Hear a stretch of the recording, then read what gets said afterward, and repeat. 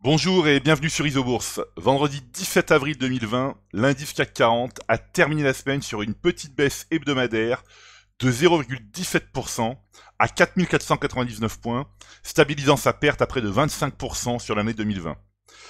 Alors les marchés financiers ont clôturé cette semaine dans le désordre avec des indices européens globalement en baisse et des indices américains en hausse, voire en forte hausse, à l'image du Nasdaq 100 qui a gagné 7,21% cette semaine. En cette période de confinement, les investisseurs ont continué de privilégier les valeurs stay at home, c'est-à-dire les actions restées à la maison, dont beaucoup sont cotés sur le Nasdaq, comme les fabricants de semi-conducteurs, AMD, Nvidia, présents partout dans nos ordinateurs et nos smartphones.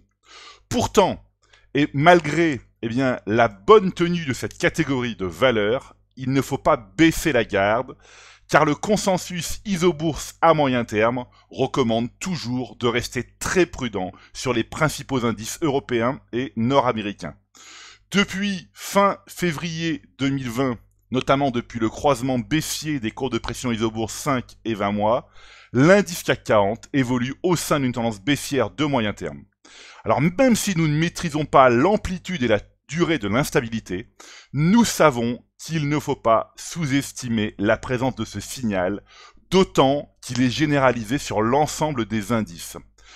À très court terme, le rebond se poursuit doucement depuis la fin mars, mais il faut être extrêmement vigilant, car celui-ci peut retomber violemment sous le poids de la tendance baissière moyen terme. Pour revenir maintenant aux valeurs technologiques, analysons quelques-unes des 24 sociétés du Nasdaq 100 dont la tendance majeure est toujours haussière. Alors j'en profite pour rappeler que conserver les tendances majeures haussières et rester à l'écart des tendances majeures baissières est un principe de bon sens pour l'investisseur.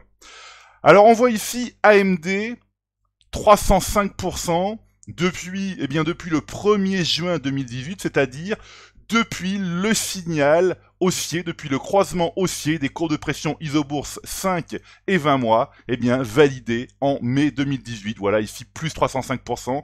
Vous voyez que les courbes ne se sont jamais croisées à la baisse. Même pendant la baisse de mars, les courbes, ici, sont restées positives. Voilà, on peut continuer ici avec Tesla. Donc Tesla, le constructeur automobile de voitures électriques, plus 129% de gains depuis, depuis le signal haussier validé en novembre 2019. Voilà, là aussi, les courbes de pression évoluent toujours positivement. Voilà, on peut ici passer à JD.com, donc le géant chinois du e-commerce, donc c'est l'Amazon chinois. 46% de gains depuis le signal haussier validé en octobre 2019. Vous voyez que là aussi, malgré la baisse du mois de mars, cette valeur et même ces valeurs, sont toujours positives. Les courbes ne se sont jamais croisées à la baisse.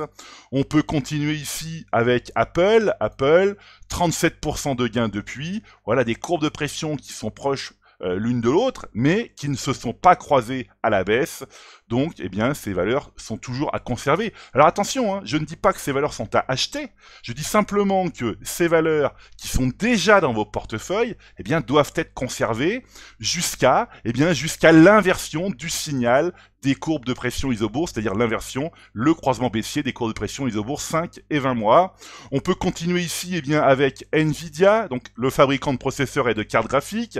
Voilà, depuis novembre 2019, plus de 35% de gains depuis. Vous voyez que la bougie de mars, avec l'ombre ici, est allée extrêmement bas, mais finalement, le signal baissier n'est jamais survenu. La valeur a été conservée en portefeuille. Voilà. Et puis, on pourrait même parler du laboratoire américain Gilead, qui a justement publié ce jeudi des données favorables de son antiviral contre le coronavirus. Voilà, en fait, Gilead qui gagne près de 20% depuis le signal haussier validé fin février 2020. Alors, maintenant, pour contraster avec le Nasdaq, il est intéressant de jeter un œil sur le SBF 120. On voit que le modèle Isobourse est globalement négatif sur les valeurs du SBF 120. Alors, à l'exception, effectivement, eh bien, d'une poignée de titres. On voit ici Eurofin, Iliad, Sartorius, ST Micro, Biomérieux, Ingenico, Virbac. Mais sinon, eh bien, pour l'ensemble des titres, eh bien, il faut être extrêmement prudent puisque le modèle Isobourse recommande de rester à l'écart. Voilà, donc j'insiste, la prudence reste de mise sur les marchés financiers. Il est important de continuer à faire preuve de rigueur, de patience, de sélectivité et surtout de rester à l'écart des valeurs dont la tendance majeure est baissière. Voilà, et bien écoutez, c'est maintenant à vous de faire le point de vos valeurs en portefeuille avec Isobourse. Je vous donne rendez-vous pour ma prochaine chronique et d'ici là, eh bien prenez soin de vous et restez avec nous sur Isobourse.